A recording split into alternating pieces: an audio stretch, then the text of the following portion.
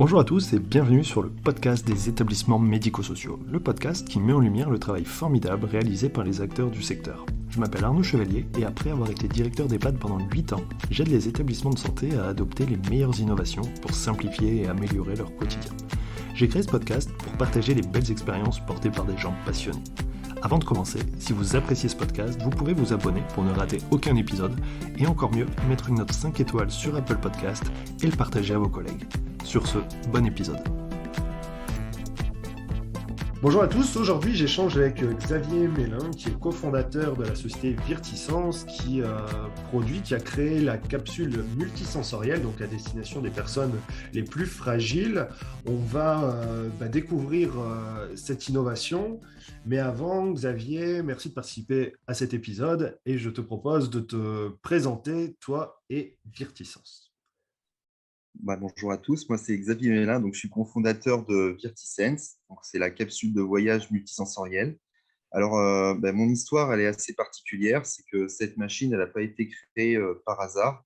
En fait, moi je suis papa d'une fille qui est aujourd'hui à 12 ans et qui est autiste. Et en fait, depuis l'âge de 6 ans, elle ne va plus à l'école, elle est à la maison continuellement. Et elle passe sa vie chez moi. Et j'ai décidé en fait de pouvoir lui créer un appareil qui pouvait lui sortir de son quotidien. Alors, c'est pas arrivé par hasard, c'est-à-dire qu'en fait, moi, je suis un geek, j'adore jouer aux jeux vidéo.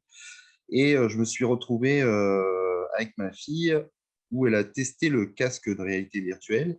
Et là, j'ai vu qu'il se passait quelque chose quand je lui mettais le casque. Donc, elle était beaucoup plus attentive, mais pas assez longtemps, puisque au bout d'un moment, elle le retirait assez rapidement. Et c'est là où j'ai commencé à jouer avec elle sur les sens. Donc, j'ai commencé à faire du vent, à mettre des odeurs, à la faire bouger un petit peu, enfin, voir ce qui se passe. Et c'est là que je me suis rendu compte qu'elle était encore plus attentive. Donc, j'ai arrêté mon travail, puisqu'avant, je ne suis pas scientifique, moi, je ne suis pas un ingénieur. Je suis juste une personne qui voulait rendre sa fille un petit peu plus heureuse. Et donc, j'ai décidé de tout plaquer il y a de ça 8 ans pour en fait me consacrer à cette recherche d'un équipement qui permettait de faire l'essence. Donc, je suis parti pendant 3 ans dans une école ici à Amiens. C'est une école d'ingénieurs connectés.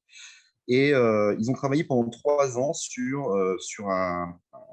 un projet au début juste écrit, parce qu'il n'y avait encore le matériel n'était pas encore là, n'était pas encore adapté. Et pendant 2 ans, ça a été un échec. Et à la 3e année, on a réussi à sortir ce qu'on peut appeler une bassine de fil, mais qui fonctionnait. Et c'est là où j'ai décidé en fait d'aller plus loin. Donc, j'ai été à Euratechnologie à Lille, alors que moi je suis de Reims, donc je suis revenu un petit peu comme si j'étais un écolier. Je suis parti de ma maison dans une petite chambrette et je suis resté 1 an et demi afin de trouver déjà des associés, des gens capables de réaliser ce que je voulais faire. Alors, c'est là où j'ai fait la rencontre de Ludovic Villard, qui aujourd'hui est mon second associé, qui s'occupe de la partie technique. Et on a réalisé un POC, un Proof of Concept. Et là, on a pu voir, parce qu'on a pu faire des tests en grandeur nature dans des salons comme le Cœur Faire, et on a pu voir qu'on apportait vraiment du bonheur. Alors, qu'est-ce qu'on fait exactement Qu'est-ce qu'on a fait de cette machine? Parce que là, je vous parle depuis tout à l'heure de ça, Oui, mais il comment on faut savoir apporte ce que du c'est quand bonheur aux même. gens? Voilà. Donc, en fait, on a construit en fait une capsule qui s'adapte. C'est comme un anneau que vous mettez au-dessus de votre tête et qui permet en fait de faire l'essence. Donc, on fait le vent en 360 degrés, le chaud en 360 degrés, les odeurs, la vue, l'ouïe et le toucher.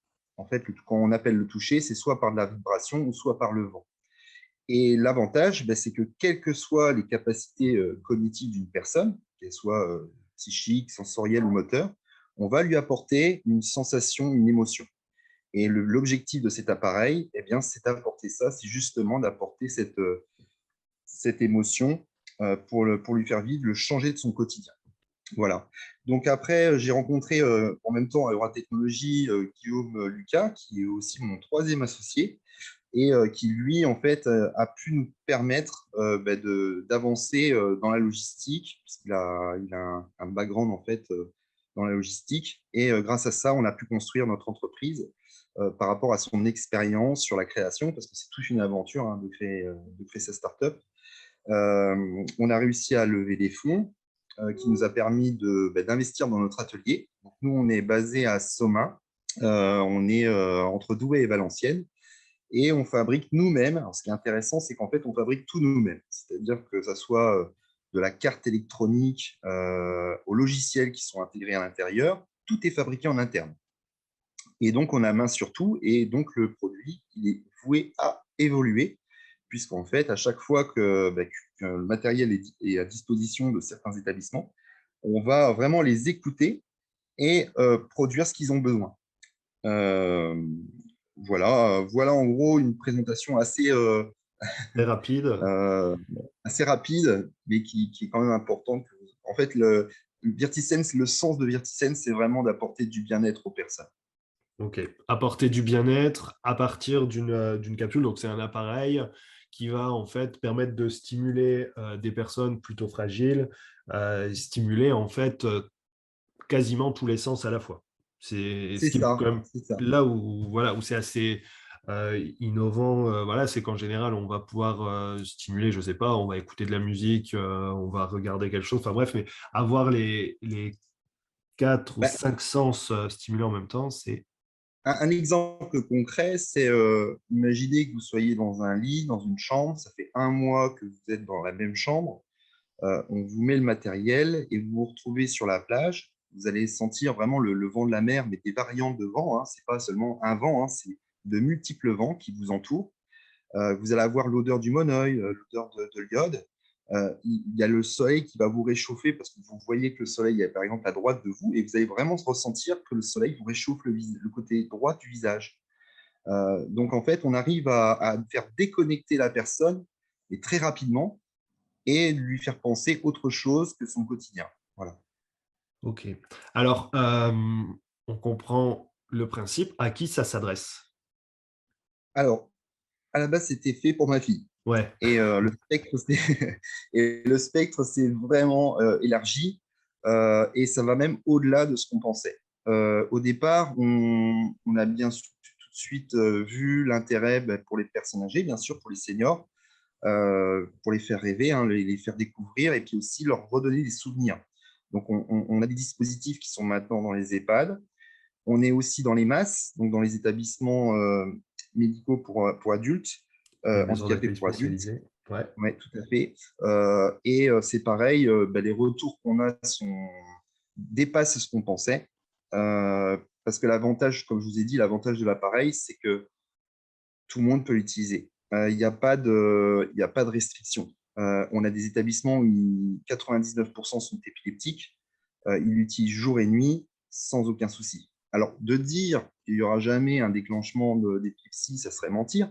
Mais en tout cas, aujourd'hui, il y a zéro problème là-dessus. On est dans les femmes, donc on est dans les IME hein, pour les enfants. On va bientôt rentrer en CRF, dans les centres de rééducation. On est dans les hôpitaux. Et ce qui est intéressant de voir, c'est qu'on élargit en plus le spectre, parce qu'au début, on était dans les EHPAD, hein, dans les hôpitaux pour les EHPAD, et en fait, ils commencent à se le prêter entre eux. Et aujourd'hui, on est dans des centres de palliatifs, on est en gérontologie, on va même rentrer en urgence. Vous voyez, c'est Oh. complètement. Enfin, le spectre est tellement large, comme je dis, l'essence, c'est universel. De sortir, ça fait du bien pour tout le monde. Donc, tout le monde est capable de comprendre ça. De prendre un bol d'air, ça fait du bien. Eh bien, c'est ce qu'on fait, mais sans sortir. Donc, c'est Mais ce qu'on appelle de la téléportation inversée. ah, c'est un joli terme. Mais j'allais dire, si le principe au départ, c'est du bonheur dans le sens de se sentir bien, de la relaxation, de l'évasion, voilà, c'est intéressant. Mais dans un centre, par exemple, de rééducation ou aux urgences, est-ce que c'est le même usage ou est-ce qu'il y a un Eh usage bien, différent? la spécificité, c'est qu'en fait, les films déjà sont travaillés, enfin, les expériences sont travaillées par thème. Donc, on a trois thèmes majeurs qui sont la découverte, les souvenirs positifs et la relaxation. Donc ça, c'est vraiment nos 3 thèmes principaux, hein, qui sont traités par rapport à ce qu'on envoie, hein, à l'expérience qu'ils vont recevoir. Alors, tout est fait en fait avec des sophrologues ou des psychologues, hein, afin d'analyser et de comprendre vraiment ce qu'on peut travailler dessus. Mais ce qui est très intéressant dans l'appareil, et c'est pour ça que les établissements adorent l'appareil, c'est que quelles que soient les capacités ou la spécificité du travail qu'on va faire avec, c'est qu'il s'adapte. Par exemple, un animateur n'aura pas les mêmes besoins qu'un ergothérapeute ou qu'un psy. Un médecin n'aura pas les mêmes besoins qu'un animateur. Vous voyez. Donc, ce qui est intéressant, c'est que tout le monde y trouve son compte. Donc, soit on travaille pour la psychologie d'une personne, parce qu'en fait, on va amener, si vous voulez, par exemple, dans les cellules Alzheimer, dans les unités Alzheimer, on amène des souvenirs d'enfance. Donc, forcément, on va rentrer dans un dialogue qui va être différent par rapport à d'habitude. Puisque le fait qu'on active le cerveau, en fait, de souvenirs, par exemple, pour les odeurs, la vue, les bruits, eh bien, on va solliciter le cerveau à se dire: ah oui, je me souviens quand j'étais là. Et donc, du coup, ça déclenche des dialogues que d'habitude, ça n'aurait jamais déclenché. Ouais. Donc, ça les met en état, entre guillemets, un peu d'hypnose. Entre guillemets, je dis bien, parce que, comme je vous ai dit, notre appareil, ce n'est pas un dispositif médical pour l'instant. Mais on a pour but de l'amener à ça quand on voit ce qui se passe par rapport aux témoignages qu'on peut avoir chaque jour de ceux qui l'utilisent. Donc aujourd'hui, on a à peu près 3200 utilisateurs qui utilisent l'appareil. On a 24 machines qui sont posées exclusivement pour l'instant dans le Nord. Alors pourquoi elles sont posées dans le Nord? C'est parce que comme on fabrique nos appareils, on a commencé doucement à se rapprocher de ceux qui sont proches de nous. Et ça a fait mouche, hein, entre guillemets, c'est-à-dire qu'ils ont vu tout de suite le spectre d'utilisation. En général, quand ils viennent le tester, ils n'ont pas forcément une bonne a priori, parce que la réalité virtuelle, elle fait un peu peur, et ce qui est tout à fait normal, hein, parce qu'il y a beaucoup de contenus dans la réalité virtuelle qui ne sont pas forcément adaptés aux personnes et qui peuvent fatiguer. Et notre technologie, elle permet de rester pendant 4 ou 5 heures devant sans être fatigué. Parce qu'on utilise, on utilise notre technologie, elle utilise des prises de vue qui sont douces et qui sont faites vraiment pour qu'on puisse profiter sans se fatiguer. Ok, alors le sujet de la réalité virtuelle, c'est un point sur lequel je voulais venir parce que finalement, est-ce que on est vraiment dans de la réalité virtuelle?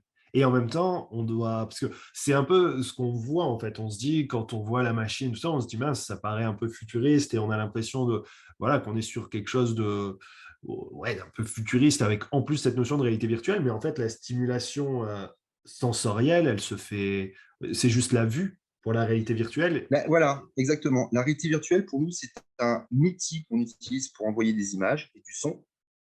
Mais on peut pas, nous, on n'est pas aujourd'hui encore dans la réalité virtuelle. On est dans des images qu'on projette dans le casque. Et Ouais, tant mieux que les casques évoluent d'ailleurs, parce qu'aujourd'hui, c'est assez archaïque, hein. C'est un casque quand même qui est assez gros, même s'il est léger, hein, mais c'est quand même imposant, hein, à l'avoir sur la tête, hein. Même si aujourd'hui, on a choisi des casques qui sont très légers, qui sont très ergonomiques, qui sont simples d'utilisation, mais on est encore loin de ce qui va se passer dans quelques mois et années, parce que ça arrive vite, hein. Vous savez, c'est comme les smartphones. ouais. Quand on prend le premier smartphone, le Nokia, et quand on voit aujourd'hui comment nos smartphones qu'on a entre les mains, il y a une grosse évolution. Mais pour le casque, c'est pareil. Bientôt, on n'appellera même pas ça un casque, on appelle ça des lunettes, hein, parce qu'ils sont déjà dans l'optique que ce soit très léger et que ce soit ultra compact, et que ça soit très simple d'utilisation et qu'on n'ait pas cette impression de masque de plongée qu'on met. Mais en tout cas, ce qu'il faut savoir, ce qui est intéressant, c'est que nous, c'est hybride. Donc, ça veut dire que plus la technologie va évoluer, plus notre dispositif évolue. Et donc, ça, c'est important. Ouais, et pas limité au casque, parce que j'aurais tendance à dire sur un EHPAD, c'est vrai qu'il y a des préjugés en fait qu'on va avoir. C'est-à-dire déjà, la technologie, c'est pas quelque chose que les personnes attendent ou ont forcément envie. Et surtout, la réalité virtuelle, est-ce que ça va pas les effrayer? Et en fait, est-ce qu'avec les problèmes de vue qu'il peut y avoir en EHPAD et puis juste liés Bien sûr. à l'âge, Bien euh, sûr. Mais s'il n'y avait que le casque, on ne toucherait qu'une partie des pensionnaires. On ne toucherait pas l'ensemble de l'EHPAD. Pourquoi? Bah oui, effectivement, il y en a qui ont un cataracte, ils ont des problèmes de vue assez importantes ou ils entendent mal. Donc, vous imaginez que si vous mettez un casque à quelqu'un qui voit mal et qui n'entend pas, c'est difficile qu'il se mette dans une position de détente. Le casque, c'est même une option parce qu'on a certains établissements où ils l'utilisent à 50%, c'est-à-dire qu'ils le mettent de côté. Je vais vous dire, rien que de se ressentir le vent, la chaleur, les odeurs, ça lui fait du bien. Ça le met dans un état d'apaisement, dans un état. D'ailleurs, souvent, hein, on nous le dit, hein, quand on utilise l'appareil, une fois qu'on est sorti de l'appareil, on se sent différent. C'est très souvent ce qu'on nous renvoie comme témoignage. C'est j'avais une appréhension, j'ai testé, et une fois que j'ai testé, c'est vrai que je me sens bien. On est dans un autre monde parce qu'on arrive à déconnecter les personnes avec tous les sens. Voilà. et il faut combien de temps pour avoir un résultat? Est-ce que c'est quelque chose qui va s'utiliser? Il faut une fréquence? Est-ce qu'il faut une durée Alors, minimum? c'est pareil, on ne met pas de protocole parce que de mettre un protocole, ça sous-entend obliger une personne à faire quelque chose. Moi, ma fille, si elle le fait 1 minute, eh ben, c'est déjà très bien. C'est un pas. Euh, un pas, c'est important. On ne va jamais dans la frustration. Si la personne, on lui apporte du bien-être, eh bien, c'est bien. Par contre, si on force la chose, je ne vois pas l'intérêt. Je n'en vois absolument pas l'intérêt. Donc, quand nous, on forme, parce qu'on forme les équipes, hein, bien entendu, d'utilisation, alors, ce qu'il faut savoir, c'est aussi pour ça que l'appareil plaît, hein, c'est que c'est ce qu'on appelle un plug and play, c'est-à-dire qu'on branche et ça marche. Il n'y a pas de bouton, il n'y a pas de technologie compliquée. Le but, c'est que même un enfant est capable de se servir de l'appareil. Après, c'est du tech for good, hein, c'est-à-dire que l'objectif, c'est de faire du bien avec la technologie et pas de compliquer aussi le prescripteur qui va l'utiliser. Parce que il y a pas non plus que le pensionnaire qui est dans l'histoire. Il y a aussi ceux qui l'utilisent. Il y a des technologies qui sont très très bien et qui sont très complexes d'utilisation et qui s'adaptent à un public déjà averti. Ouais. Là, la différence, c'est que quel que soit le niveau de la personne, elle est capable de faire recevoir à une autre personne du bien-être. Ouais. Oui, ou alors si c'est trop compliqué, de toute façon, en établissement, on n'utilisera pas. Bah oui, ça va Tout les simple. décourager, ça va vite les Ouais. décourager. Et ça existe, hein. Il y a plein de technologies comme ça où on comprend que ça peut être compliqué, hein. Mais nous, on a voulu vraiment faire ce qu'il y a de plus simple. Et c'est pour ça d'ailleurs que notre produit évolue, parce qu'à la base, à l'avant, il n'y avait pas de tablette. Donc, on avait une machine avec un casque. Et on nous dit, mais pourquoi on ne pourrait pas nous voir ce que la personne voit en direct? Donc, on a développé une tablette qui est connectée sans Wi-Fi. Ça aussi, c'est important. C'est-à-dire que on peut être dans une cave, on peut être dans un endroit où il n'y a pas de Wi-Fi, ça marche. Et puis en plus, il n'y a pas d'interconnexion avec les autres appareils. Donc l'avantage qui va se passer, c'est que cet appareil on a développé de la tablette, l'avantage c'est qu'on va pouvoir voir ce que la personne regarde, mais en plus on peut mettre des commentaires. Donc on a mis une interface simple, sans protocole fermé, c'est-à-dire qu'on leur laisse la liberté de faire des échelles de 1 à 10 avant, pendant et après la séance, ce qui permet de faire une évaluation sur comment une évaluation quotidienne de la personne, entre le premier jour où elle l'a utilisé jusqu'à.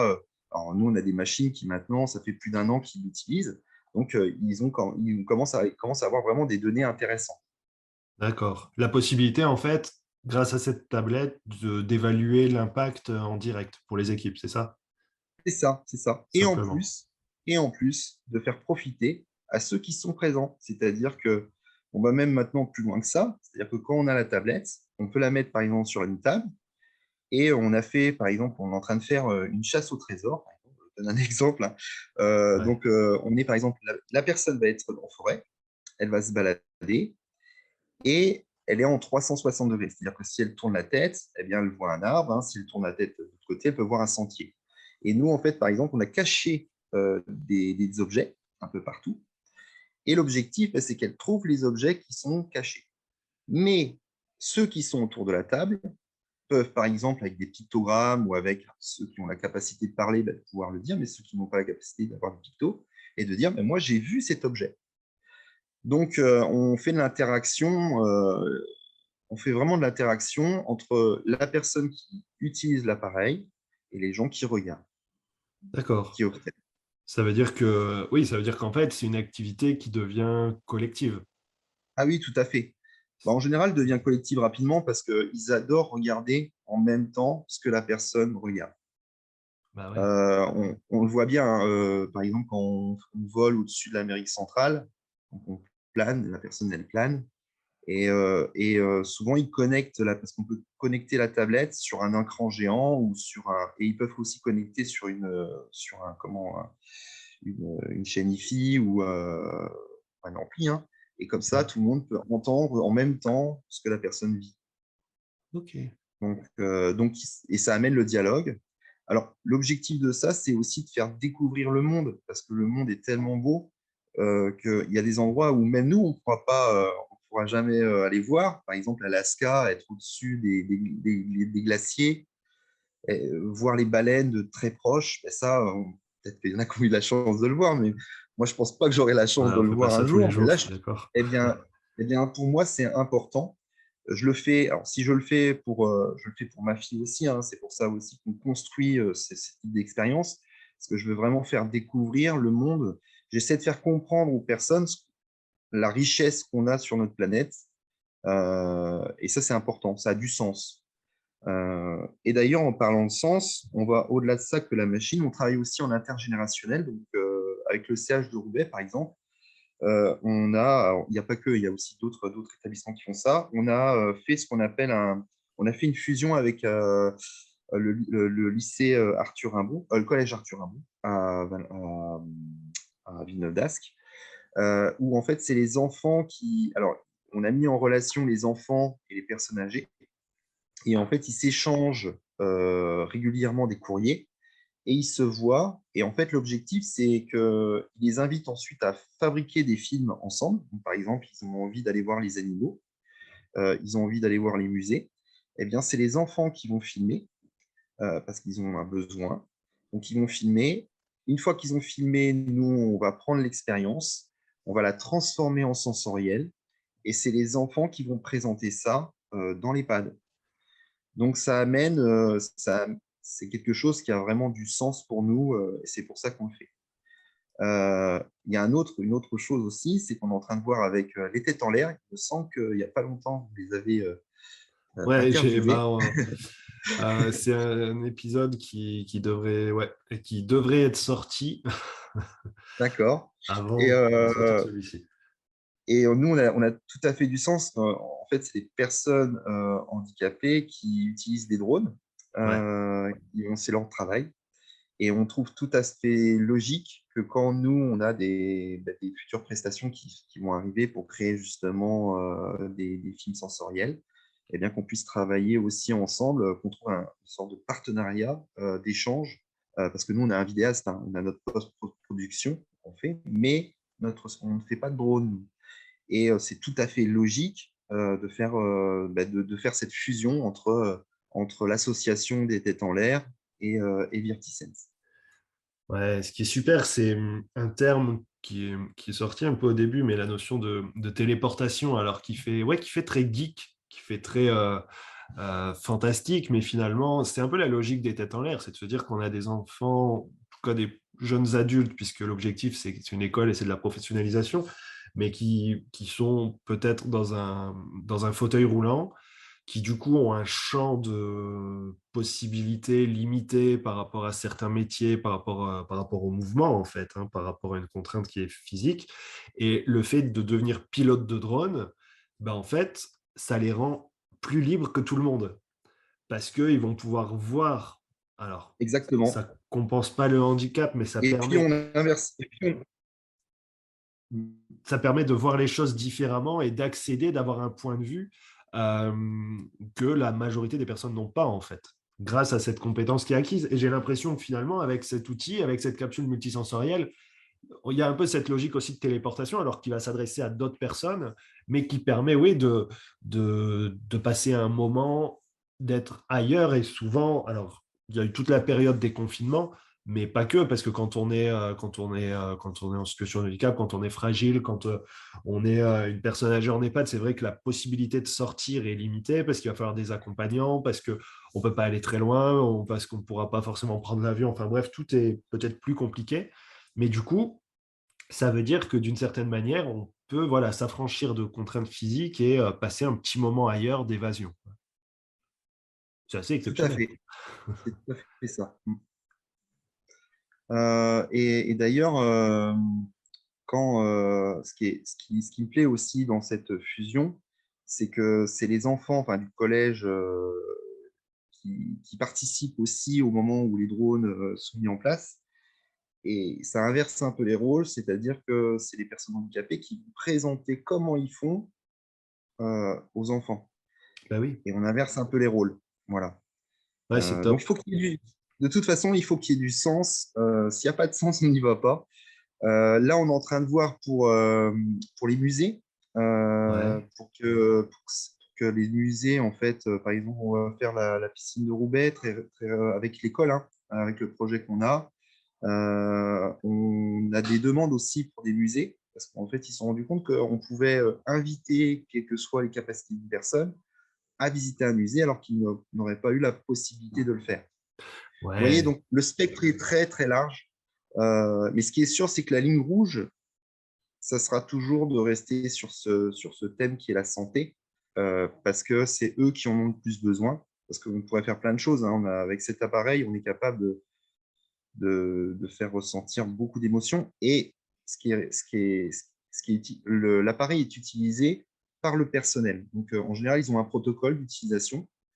Pendant les pauses, eh bien, au lieu d'aller fumer une cigarette, hein, ils vont aller 5-10 minutes à la plage, 5-10 minutes dans un voyage.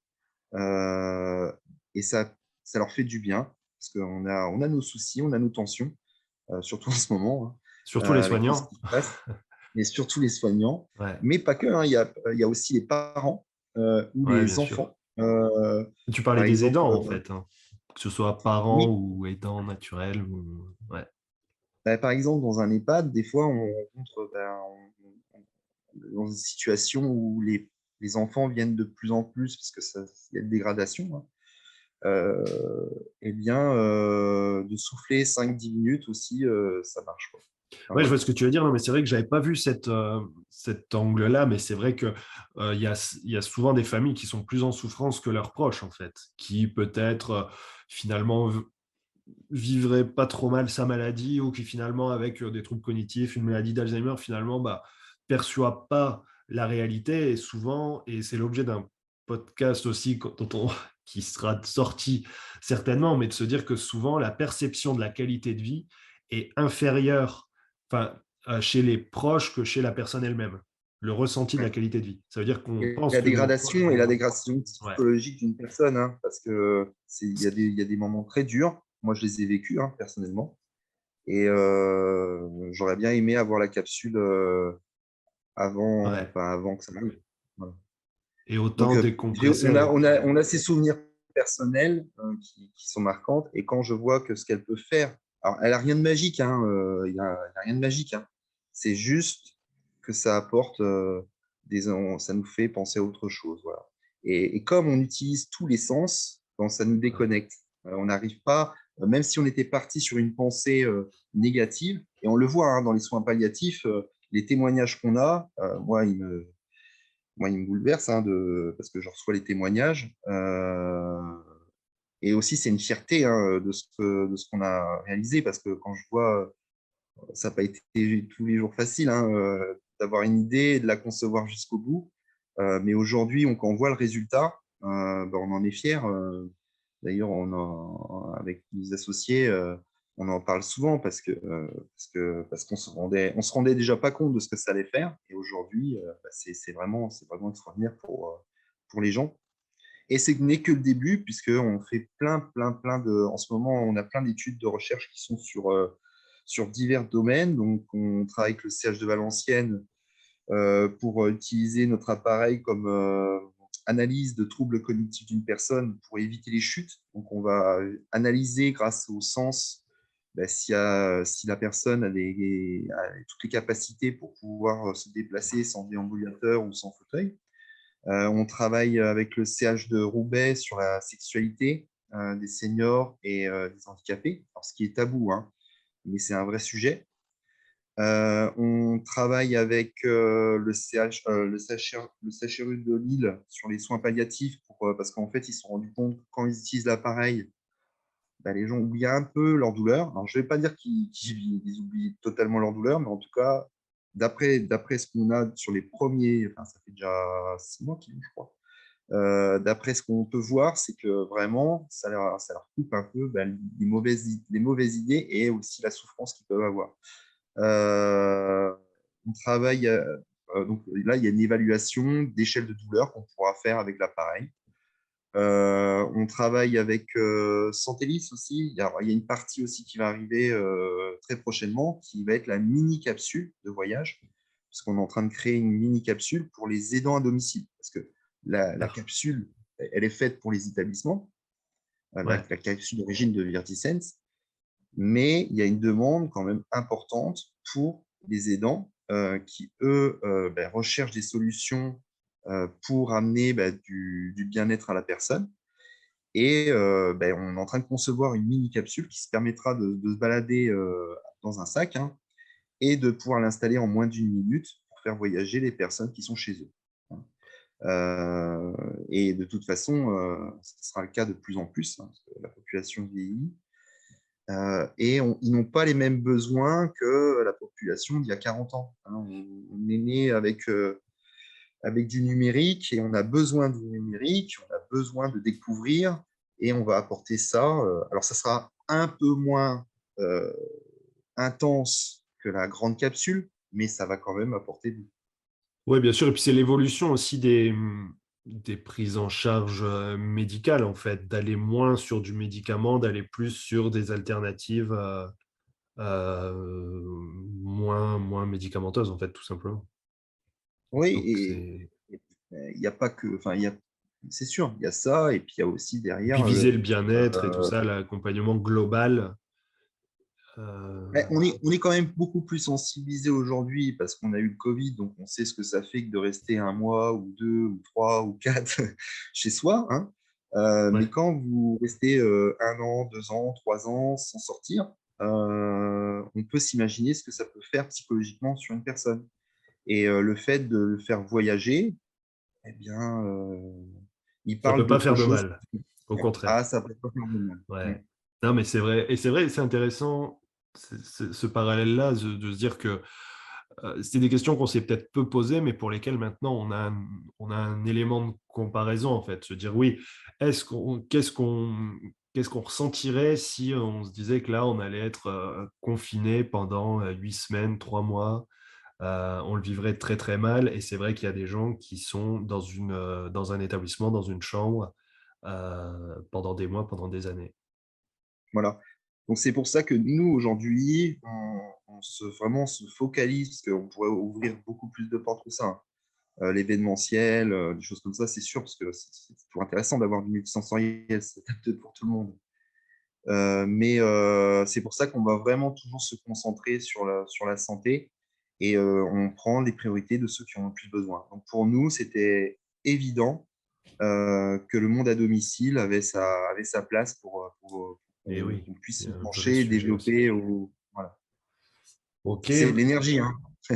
je me doute. Alors, tu, Allez, si, quand même, parce qu'on dépasse un peu le timing et je voulais revenir, tu as évoqué des partenariats, des choses qui se mettent en place, notamment euh, la sexualité, et ça m'intéresse beaucoup. Maintenant, plus sur une question peut-être plus simple, tu parlais des retours que tu pouvais avoir en soins palliatifs. Mm. Est-ce que tu peux juste me dire ce que c'est? Oui, ben, je peux vous donner un exemple. Lorsque vous avez une personne qui, ça fait des semaines qu'elle ne dit rien, qu'elle reste dans son lit et que d'un seul coup, il y a une visite des enfants et qu'on va l'envoyer en Égypte et qu'elle se met à sourire, à redonner des souvenirs de quand elle avait fait son voyage, euh, bah, les enfants ont craqué, ils ont pleuré aussi de bonheur. Ils Ouais, n'ont pas pleuré de tristesse, ils ont pleuré de bonheur de la voir heureuse. ouais, Euh, d'accord. et ça, bah, ça n'a pas de prix. Ouais, Euh, c'est ouais, parce je que suis ça bien va. d'accord. Ouais. Voilà. Surtout, ouais, juste sur le principe, apporter du sourire et du bonheur, mais en plus, c'est vrai, à des personnes pour qui on pense que, enfin, pour lequel on voit plus de sourire et on ne sait pas comment faire, ça a un côté un peu magique. Et c'est vrai qu'en plus, pour les familles, pour les soignants, pour les proches, les gens qui sont là autour, apporter ça, Ouais. c'est Ou extraordinaire. j'ai un autre exemple dans une masse où la personne ne voyait pas, n'entendait pas et avait des spasmes réguliers. Et on m'a dit, bah, allez-y, essayez. Essayez de lui faire faire quelque chose. C'était pendant une démo, hein. Hmm. Et j'ai décidé de lui mettre des odeurs et de la chaleur et le son. Bon, elle avait quand même la notion d'écoute. Elle entendait Hmm. quand même, hein. Elle n'entendait pas, mais elle entendait. Mais en tout cas, elle ne voyait pas et elle était en spasme permanent. Eh bien, on l'a mis sur l'appareil et ce qui s'est passé, c'est qu'elle s'est mise à rire, à être bien, à être détendue. Donc, elle était recroquevillée parce elle avait les muscles tendus, hein, parce que, voilà, Hmm. elles peuvent avoir des muscles tendus. Et elle a réussi à se détendre. Et pendant 10 minutes, elle a profité et ils m'ont dit c'est une des premières fois où on la voit comme ça. Il n'y avait pas le casque, hein. Ouais, on n'est pas dans la réalité virtuelle, on est juste dans la Non, non, stimulation non, des sens, non, non. On est juste stimulation dans la simulation. multisensorielle. Eh ben, pour nous, voilà. Euh, ça se passe de commentaires. Ouais, Et c'est pour ça qu'on fait ça. non, super. Ok, du coup, alors pour l'instant, vous êtes surtout installé dans les Hauts-de-France. Comment on te contacte si on veut tester, essayer, si on veut en savoir plus? Alors, bah, c'est très simple. On a un showroom à Somain. Vous pouvez venir, vous êtes les bienvenus. Alors, en fait, on a Internet, contact, vous demandez une démonstration dans votre D'accord. établissement, bien sûr, hein, si c'est pour alors, alors, on a des demandes pour des personnes qui sont malades et qui voudraient avoir le dispositif, s'ils peuvent l'avoir chez eux, ou même de venir. Alors, c'est compliqué parce que j'essaie de le dire aussi, parce qu'il y a des personnes qui nous envoient par mail des demandes parce qu'ils sont malades chez eux, et pour l'instant, on n'a pas encore cette solution. On le fait exceptionnellement des fois, mais on ne peut pas le faire tout le temps, parce que sinon, le showroom, il serait bloqué. Donc, on a un showroom c'est gratuit, ou alors on peut le faire dans les établissements, et on demande une toute petite participation, c'est juste la participation financière de logistique, parce que ça demande quand même un déplacement. Au début, on l'avait fait gratuit, mais le problème, c'est qu'on avait trop de déplacements, et à un moment donné, sinon on ferme la boutique parce que ça demande beaucoup de temps, hein. Pas sûr, ouais. Euh, en tout cas, nous, on est là justement pour montrer l'appareil. Plus on voit le spectre d'utilisation de l'appareil, plus on peut faire évaluer. En fait, on fait évaluer les capacités de l'appareil. C'est important parce que d'en parler, c'est bien. Voilà, on a compris que ça faisait du vent, du chaud, du froid. Mais il faut le tester pour comprendre ce que ça fait. Parce qu'il n'y a que Ouais. comme ça que. Et puis, Oui, et bien puis sûr, auprès bah, des il y en a. personnes qu'on connaît aussi, voir l'impact sur les gens qu'on connaît, parce que sinon, on ne voit pas Oui, vraiment voilà. l'effet, quoi. Ap- Après, maintenant, on commence à avoir des commandes, même sans test, parce qu'ils voient tous les témoignages. On a des témoignages, de toute façon, les meilleurs ambassadeurs, c'est nos clients. Donc, Ouais, s'ils bien veulent, sûr. ils appellent les masses qui sont avec nous, ou les hôpitaux, ou tous les établissements qui ont cet appareil. et ils diront ce qu'ils en pensent. Ça, il y a aucun souci. Super. Voilà. Eh ben, merci Xavier, merci pour toutes ces infos. Et puis, on n'a pas vraiment pu creuser, mais je pense que comme vous faites de la recherche, ça va prendre un peu de temps, mais on aura peut-être l'occasion de refaire un épisode plus sur des résultats de recherche et sur les projets qui sont menés en ce moment, notamment avec tout ce que tu as pu nous dire avec les hôpitaux avec lesquels vous travaillez. Merci d'avoir écouté l'épisode jusqu'au bout. J'espère que le sujet vous a plu et qu'il vous inspirera. Pour m'aider à faire connaître le podcast, abonnez-vous sur votre plateforme d'écoute préférée ou notez-le et partagez-le sur vos réseaux sociaux. N'hésitez pas à me contacter sur LinkedIn pour toute remarque ou proposition de sujet. Bonne journée et à bientôt sur le podcast des établissements médico-sociaux.